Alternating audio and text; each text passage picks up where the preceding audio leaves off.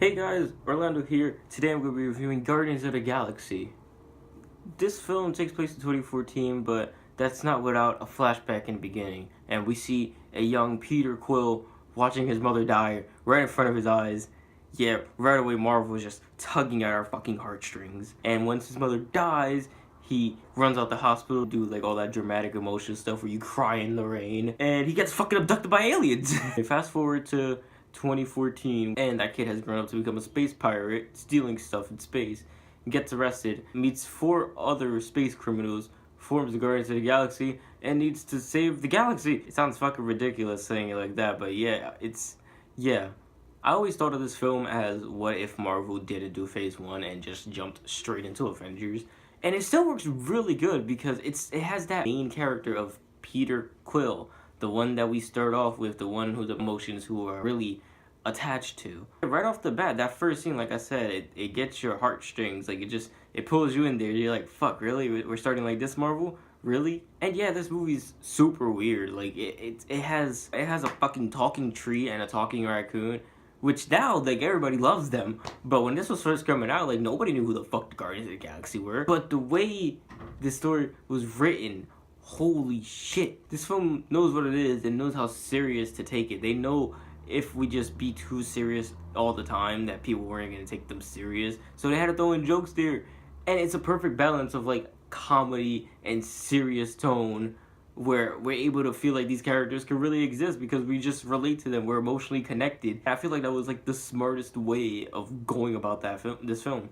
I love how each character in this movie felt important in their own unique way. It's still ridiculous how Marvel was able to do this type of team-up movie with characters that we have never seen before on the big screen, let alone like not the general public didn't really know about them, but Marvel was still able to accomplish this.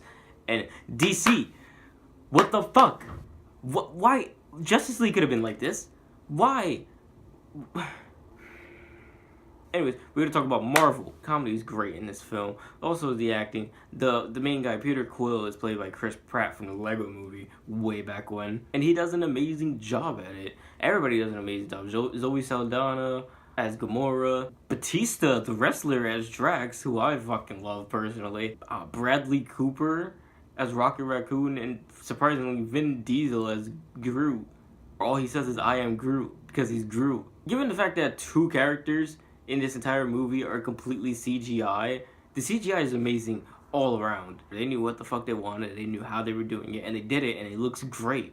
What's not so great is the villain. He's kind of just there. Ronan the Accuser, he's a Kree guy. We remember him from Captain Marvel all those movies ago. But where this movie really shines isn't in the villain, it's in the theme of family. And Peter Quill, he was taken away from his family at a very young age, whatever family he had left, and he found a new family out in space, who knows how many millions of light years away from Earth. But it has that strong theme of family, and you choose who your family is, and sometimes it's not who you want it to be, but you're glad who it is no matter what. And I feel that's a really strong theme to have. That was definitely like the right way to go. In order to make these characters believable and likable for everybody who doesn't know them, which is pretty much everybody, we had to feel that sense of family, and they really hit it out of the fucking park with that, and I loved it so much.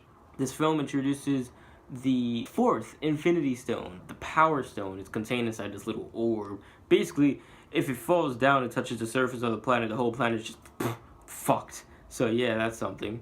Also, we get to see Thanos again in full CGI glory this time, and he's actually talking because he's the one pulling the strings behind Ronan. He's like the puppet master behind Ronan, the guy in the shadows lurking. And that's pretty much what he is for all these movies up until Infinity War. I remember seeing this movie in theaters and actually liking it. I was like 15 at the time, and I said to myself, wow, I would really watch anything that Marvel Studios puts out, because if they're able to make me like this random group of characters that I've never heard about and make me love them so much, they're doing something great. Oh, and also, how could I forget about the amazing soundtrack? Awesome Mix Volume 1 is fucking amazing. It really helps you connect to these characters on a human level because they listen to human music. It's amazing how the songs in that playlist tells a story alongside these characters, and it's fucking amazing that they were able to do that. I love this movie. everybody in the world seemed to love this movie. Have you seen how many Groot toys there are? Have you seen how many Groot toys there are? It's fucking ridiculous. But in the end, I give this movie a very solid 8 out of 10. Have you guys seen Guardians of the Galaxy?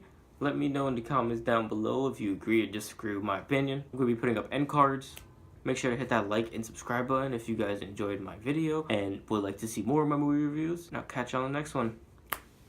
Peace.